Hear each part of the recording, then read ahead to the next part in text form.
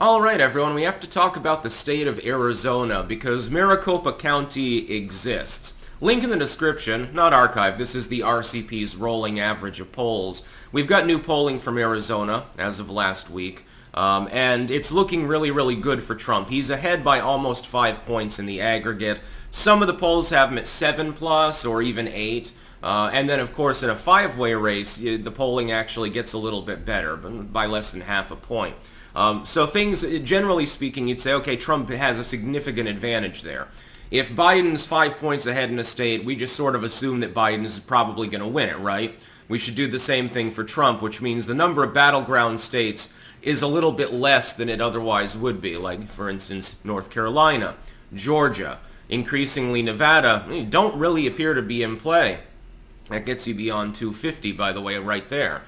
The Arizona conundrum, though, is that things are so uniquely decrepit and corrupt there that Trump may need to lead by more than 5 points in order to overcome the ballot printers that are going burr, so to speak.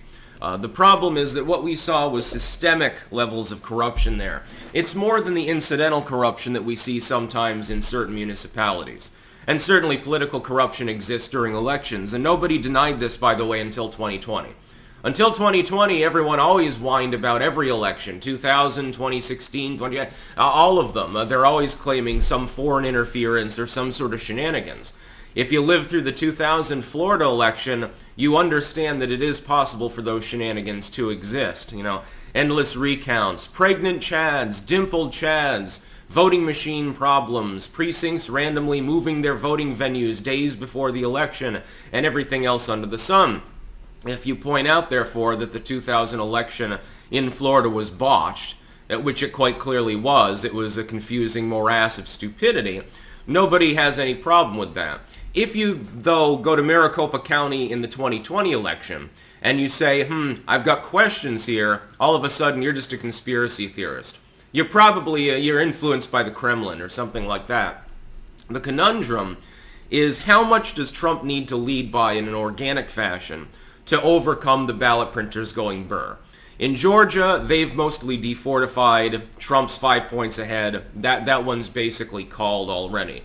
North Carolina is not fortified, and Trump, I think he's like 4.5, 5 points ahead there. So those states less in play. The same conundrum exists in Virginia. Virginia is a state that Biden won by a huge margin in the 2020 election, and he didn't need ballot printers, by the way, to do it. Now he's probably roughly tied with Donald Trump. Are they going to deploy some Bloomberg printers there? A Bill Gates printing press or something? The world may never know. That's why it's more difficult to gauge what's going to happen in this election. I think Trump has a significant advantage because I just don't see enough states in which they can pull that sort of thing off by the margins that they would need to, at least if the polling remains roughly the same as it is now. And there's no reason to believe that there's going to be a genuine October surprise. If it is, it could be in Trump's favor anyway, so it's not really meaningful until it happens.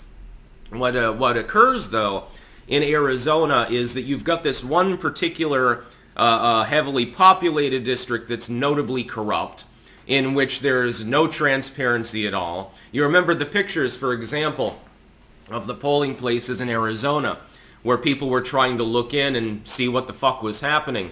And they started papering up the windows to keep people from literally being able to observe what was happening behind closed doors.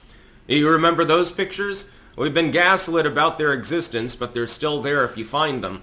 My answer is that Trump may be able to win Arizona, but he probably needs more than the plus 4.6 margin to win there. In the end, there will be corruption. And what they'll say is that inexplicably in Arizona, Dems just turned out more, Republicans a lot less, or something like that. Sort of like 2020.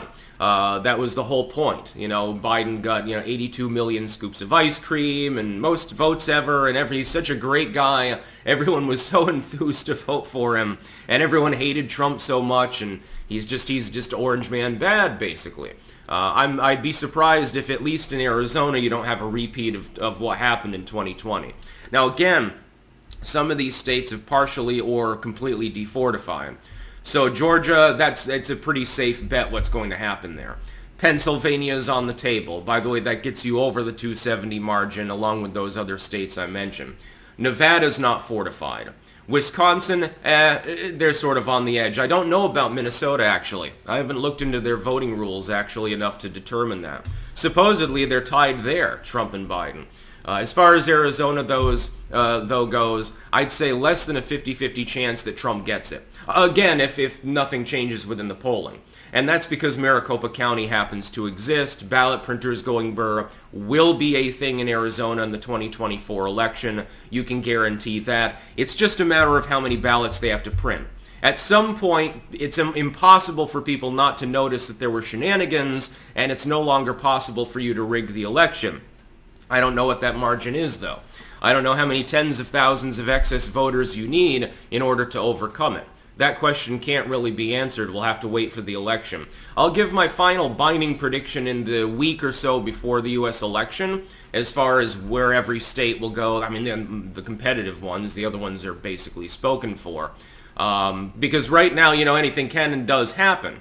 You could have both the candidates are old. One of them could croak. That would change the metrics of the race. Trump could be literally put in a prison cell. He probably won't, but if he was, it might have an impact on the race. If anything, again, it'd be an Elba moment, I think, and advantage him. Biden could step back at the DNC. He could inexplicably decide that despite the fact that he's paid hundreds of millions of dollars for campaign ads, he's just tired and he wants to go home. He wants to go back to Rehoboth Beach and call it quits. Leaving Kamala as the candidate, by the way. Yeah, I think that would have a meaningful impact on the polling. That's about all. Peace out.